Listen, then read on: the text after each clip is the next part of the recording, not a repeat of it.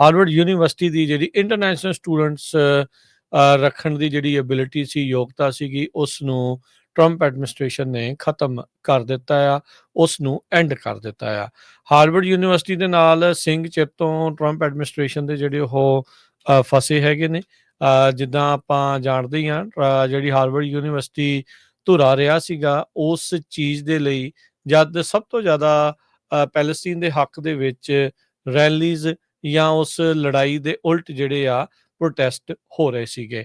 ਅੱਜ homeland security ਦੇ ਸਕੱਤਰ ਕ੍ਰਿਸਟੀ ਨਿਯਮ ਨੇ ਟਵਿੱਟਰ ਦੇ ਉੱਤੇ ਲਿਖਦੇ ਹੋਏ ਆਖਿਆ ਵੀ ਐਡਮਿਨਿਸਟ੍ਰੇਸ਼ਨ ਨੇ ਜਿਹੜੀ ਹਾਰਵਰਡ ਦੀ ਸਟੂਡੈਂਟ ਤੇ ਐਕਸਚੇਂਜ ਵਿਜ਼ਟਰ ਪ੍ਰੋਗਰਾਮ ਸਰਟੀਫਿਕੇਸ਼ਨ ਆ, ਉਸ ਨੂੰ ਰਿਵੋਕ ਕਰ ਲਿਆ ਆ, ਵਾਪਸ ਲੈ ਲਿਆ ਆ। ਇਸ ਦੇ ਨਾਲ ਇਹ ਹੁਣ ਕੋਈ ਨਵੇਂ ਅੰਤਰਰਾਸ਼ਟਰੀ ਜਿਹੜੇ ਸਟੂਡੈਂਟ ਆ, ਵਿਦਿਆਰਥੀ ਆ, ਉਹਨਾਂ ਨੂੰ ਅਸੈਪਟ ਨਹੀਂ ਕਰਨਗੇ। ਹਾਰਵਰਡ ਨੇ ਇਸ ਪੂਰੇ ਗੱਲ ਨੂੰ, ਇਸ ਪੂਰੇ ਮੂਵ ਨੂੰ, ਟਰੰਪ ਐਡਮਿਨਿਸਟ੍ਰੇਸ਼ਨ ਦੇ ਇਸ ਫੈਸਲੇ ਨੂੰ ਅਨਲਾਫੁਲ ਉਹ ਕਰਾਰ ਦਿੱਤਾ ਹੈ। 140 ਤੋਂ ਵੱਧ ਮੁਲਕਾਂ ਦੇ ਸਟੂਡੈਂਟ ਤੇ ਜਿਹੜੇ ਸਕਾਲਰਸ ਆ, ਉਹ ਹਾਰਵਰਡ ਦੇ ਵਿੱਚ ਕਹਿੰਦੇ ਵੀ ਕੰਮ ਕਰਦੇ ਨੇ ਤੇ ਕਹਿੰਦੇ ਵੀ ਇਹ ਮੁਲਕ ਦੀ ਸ਼ਾਨ ਆ। ਮੈਸਾਚੂਸੇਟ ਦੀ ਇਹ ਸਭ ਤੋਂ ਦੁਨੀਆ ਦੀ ਟੌਪ ਦੀ ਯੂਨੀਵਰਸਿਟੀ ਦੇ ਵਿੱਚ ਇਸ ਦਾ ਨਾਮ ਸ਼ੁਮਾਰ ਹੈਗਾ ਆ। ਕਹਿੰਦੇ ਵੀ ਇਹਨੇ ਮੁਲਕ ਦੇ ਲਈ ਵੀ ਤੇ ਸਾਡੇ ਲਈ ਵੀ ਬੜਾ ਮਾਣ ਜਿਹੜਾ ਉਹ ਕੀਤਾ ਆ, ਚਾਹੇ ਉਹ ਅੰਤਰਰਾਸ਼ਟਰੀ ਸਕਾਲਰ ਨੇ, ਸਟੂਡੈਂਟ ਆ। ਤੇ ਕਹਿੰਦੇ ਵੀ ਅਸੀਂ ਹੁਣ ਉਹਨਾਂ ਸਟੂਡੈਂਟਸ ਸਕਾਲਰਸ ਦੇ ਨਾਲ ਗੱਲਬਾਤ ਕਰ ਰਹੇ ਹਾਂ ਵੀ ਅੱਗੇ ਤੁਸੀਂ ਕੀ ਕਰ ਸਕਦੇ ਆ।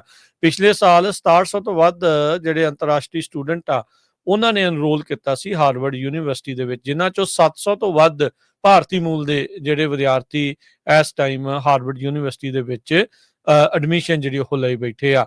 ਕਿ ਉਹਨਾਂ ਦੀ ਵੀ ਜਿਹੜੀ ਪੜ੍ਹਾਈ ਆ ਉਹ ਵਿੱਚੇ ਰੋਕ ਦਿੱਤੀ ਜਾਊਗੀ, ਕੱਢ ਦਿੱਤਾ ਜਾਊਗਾ, ਇਸ ਦੇ ਬਾਰੇ ਤਾਂ ਅਜੇ ਜਿਹੜਾ ਉਹ ਪਤਾ ਨਹੀਂ ਆ। ਪਰ ਨਵੇਂ ਕਿਸੇ ਵੀ ਵਿਦਿਆਰਥੀ ਨੂੰ ਲੈਣ ਤੋਂ ਇਹ ਜਿਹੜੀ ਸਰਟੀਫਿਕੇਸ਼ਨ ਆ ਉਸ ਨੂੰ ਰੱਦ ਕਰ ਦਿੱਤਾ ਗਿਆ। ਮਤਲਬ ਇਹ ਆ, ਮੈਨੂੰ ਲੱਗਦਾ ਹਰਜੋਤ ਸਿੰਘ ਜੀ, ਉਹਨਾਂ ਤੇ ਵੀ ਗਾਜ ਜਿਹੜੀ ਆ ਉਹ ਡਿੱਗ ਸਕਦੀ ਹੈ। 27% ਕੁੱਲ ਹਾਰਵਰਡ 'ਚ ਪੜ੍ਹਨ ਵਾਲੇ ਜਿਹੜੇ ਵਿਦਿਆਰਥੀ ਆ, ਉਹਨਾਂ 'ਚ 27% ਇੰਟਰਨੈਸ਼ਨਲ ਜਿਹੜੇ ਸਟੂਡੈਂਟਸ ਆ, ਉਹ ਉੱਥੇ ਜਿਹੜੇ ਉਹ ਪੜ੍ਹਦੇ ਨੇ।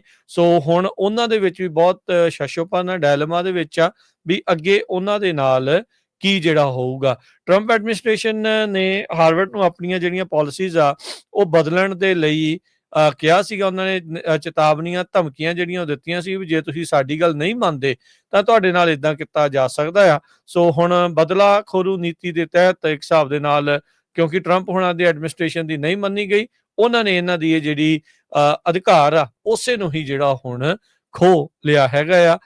ਉਹ ਚਾਹੁੰਦੇ ਸੀਗੇ ਵੀ ਇਹ ਸਾਰੀ ਇਨਫੋਰਮੇਸ਼ਨ ਸਾਡੇ ਨਾਲ ਸਾਂਝੀ ਕੀਤੀ ਜਾਵੇ, ਡਿਸਪਲਿਨਰੀ ਐਕਸ਼ਨ ਜਿਹੜਾ ਉਹ ਲਿਆ ਜਾਵੇ। ਆਪਾਂ ਆਲਰੇਡੀ ਦੇਖਿਆ ਵੀ ਡਿਪਾਰਟਮੈਂਟ ਆਫ ਹੋਮਲੈਂਡ ਸਿਕਿਉਰਿਟੀ ਦੇ ਦੁਆਰਾ ਇਸੇ ਯੂਨੀਵਰਸਿਟੀ ਦੇ ਕਈ ਜਿਹੜੇ ਵਿਦਿਆਰਥੀਆਂ ਦੇ ਜਿਹੜੇ ਸਟੂਡੈਂਟ ਵੀਜ਼ਾ ਆ, ਉਹਨਾਂ ਨੂੰ ਵੀ ਰੱਦ ਕਰ ਦਿੱਤਾ ਗਿਆ ਹੈਗਾ ਆ। 72 ਘੰਟੇ ਦਾ ਨੋਟਿਸ ਹਾਰਵਰਡ ਯੂਨੀਵਰਸਿਟੀ ਨੂੰ ਹੁਣ ਮਿਲਿਆ ਆ। 72 ਘੰਟਿਆਂ ਬਾਅਦ ਹਾਰਵਰਡ ਕੀ ਕਰਦਾ ਆ, ਜੋ ਹਾਲ ਦੀ ਘੜੀ ਜੋ ਉਹਨਾਂ ਦਾ ਇਸ਼ਾਰਾ ਲੱਗ ਰਿਹਾ ਵੀ ਲੱਗਦਾ ਵੀ ਇਸ ਦੇ ਉਲਟ ਸ਼ਾਇਦ ਉਹ ਅਦਾਲਤ ਵਿੱਚ ਜਾ ਸਕਦੇ ਨੇ।